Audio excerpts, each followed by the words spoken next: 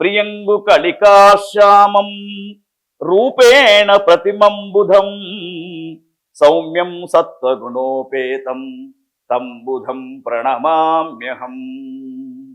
City channel ప్రేక్షకులకు విశ్వావసునామ సంవత్సర ఉగాది శుభాకాంక్షలతో 10వ రాశి అయినటువంటి మకర రాశి జాతకులకు ఈ సంవత్సరం ఏ విధంగా ఉంది, ఎటువంటి నిర్మాణాత్మకమైనటువంటి పనులు చేయాలి చేయవద్దు అనే ఆలోచన చేద్దాం.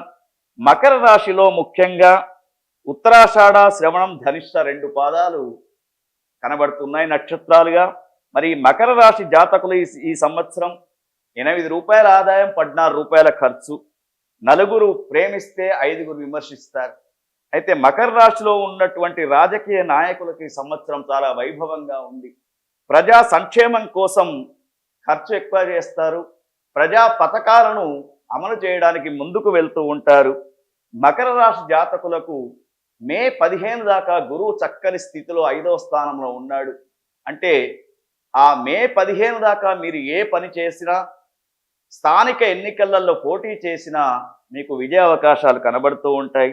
మే 15 తర్వాత కొంత గురు స్థితి అనేది మధ్యంగా కనబడుతూ ఉంది.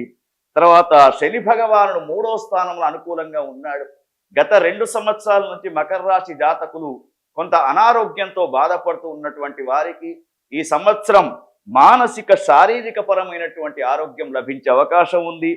తర్వాత రాహుగ్రహం 3, 2 స్థానాలు 6 మాసాలు రాహుగ్రహం కూడా అనుకూలంగా ఉంది.